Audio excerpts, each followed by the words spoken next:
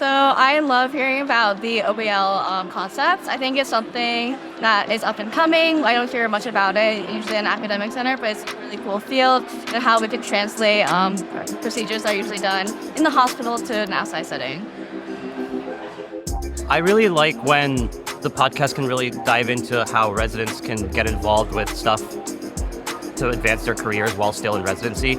I feel like that's not a topic that people really talk about while in training, and so it's nice to have a source of information that, all people from all over the country and all over the world can kind of put an input for and kind of help advance your career before it even gets rolling.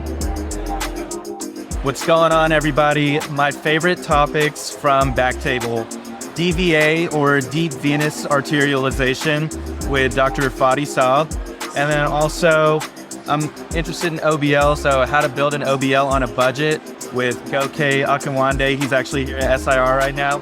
BackTable, you are awesome. I use you guys as a primary learning tool.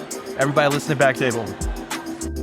I have actually a few. So some of the ones that are really memorable to me are the ones that we're talking about, bringing on an IR specialist as well as a specialist in that field. So there was an episode with Dr. Mervi Ozin.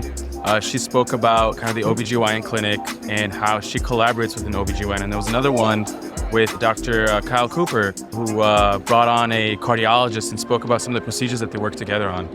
I think those are some of the most memorable episodes that I really remember really well.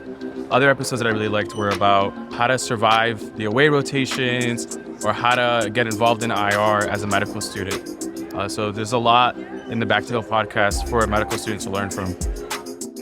There are a lot to choose from. It's very difficult questions, but definitely one of my favorites at the TIPS University. I really enjoy they have serious talks from step 1 to when you finish procedure, how to manage the patient afterwards.